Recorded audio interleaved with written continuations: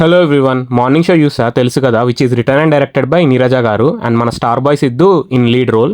వాళ్ళే ఫస్టే చెప్పారు తెలుసు కదా మూవీ పోద్దని. వినకుండా వెళ్ళి మరీ చూసిన మూవీ. నాకైతే నచ్చలేదు భయ్య. మూవీ ప్లాట్ సింపుల్ ఉంటుంది. హీరో ఒకరిని హార్ట్ఫుల్గా లవ్ చేస్తాడు, కానీ ఆ అమ్మాయి హ్యాండ్ ఇచ్చి వెళ్ళిపోతుంది. తర్వాత ఆ పెయిన్ నుంచి బయటపడి మూవ్ ఆన్ అయిపోయి ఇంకో అమ్మాయిని పెళ్లి చేసుకొని సెటిల్ అవుతాడు. కానీ ట్విస్ట్ ఏందనంటే మళ్ళీ హీరో లైఫ్లోకి తన ఎక్స్ వస్తుంది.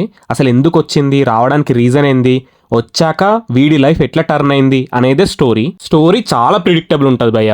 నెక్స్ట్ సీన్ ఏంటో ఈజీగా గెస్ చేస్తాము. సో మూవీ చూస్తున్నంత సేపు సర్ప్రైజ్ ఉండదు, ఎగ్జైట్మెంట్ ఉండదు. నెక్స్ట్ సీన్ ఏమొస్తుందో నీకు ఆల్రెడీ తెలిసిపోతుంటుంది. సో జస్ట్ రొటీన్గా అనిపిస్తుంది. నిజం చెప్పాలంటే మూవీ కన్నా మూవీ ట్రైలర్ బాగుంది.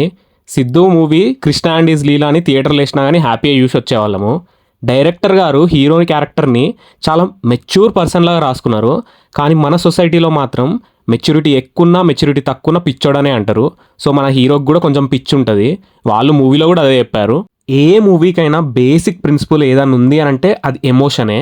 అది వర్కౌట్ అయితేనే మూవీ కూడా బ్లాక్ బస్టర్ అవుతుంది. బట్ ఎమోషనల్ లెస్ క్యారెక్టర్ని మూవీలో పెట్టి ఇది ఎట్లా వర్కౌట్ అవుతుంది అనుకుర్రో ఏమో, నాకైతే అర్థం కావట్లేదు.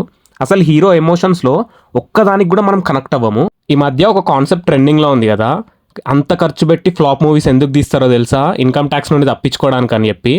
ఈ మూవీ కూడా అందుకే తీసిర్రేమో, జస్ట్ జోక్ చేస్తున్నా. అసలు పాజిటివ్స్ ఏం లేవా మూవీలో అంటే ఉన్నాయి. ఈ మూవీ ఒక మంచి text book reference, emotionless movie ఎట్లా తీయాలో అని. మూవీని మూవీలా చూడాలి, లాజిక్లు ఎక్కువ వెతకొద్దు అని అంటారు కదా. నేను కూడా ఏం వెతకట్లేదు. లాజిక్లు వెతుక్కుంటూ పోతే మాత్రం ఇందులో చాలా బొక్కలు ఉన్నాయి. ఫర్ ఎగ్జాంపుల్ చెప్తా, హర్ష క్యారెక్టర్ ఉంటుంది, అప్పుడప్పుడు గడ్డం ఉంటుంది, దాని కంటిన్యూషన్ షాట్లో అసలు గడ్డం ఉండదు. ఒక్కొక్కసారి విగ్గు పెట్టి మేనేజ్ చేసిరు. సరే క్యారెక్టర్ ఆర్టిస్ట్ కదా ఎట్లున్నా పర్లేదు అని అనుకుంటా. కానీ మూవీలో ప్రతిదీ ఇలానే ఉంటుంది. ఇంకా లాజిక్లు వెతుక్కుంటా పోతే మాత్రం చాలా బొక్కలు కనబడతాయి మనకు మూవీలో. మ్యూజిక్ విషయానికి వస్తే బ్యాక్గ్రౌండ్ మ్యూజిక్ ఒక్కటి అక్కడక్కడ పర్లేదు అనిపించింది. సాంగ్స్ అయితే తమనన్న తాను కొట్టిన కాపీ సాంగ్సే వీళ్ళకి మళ్ళీ మొక్కన కొట్టాడు, అట్లున్నది. యాక్టర్స్ పర్ఫార్మెన్స్ అయితే పర్లేదు అనిపించింది.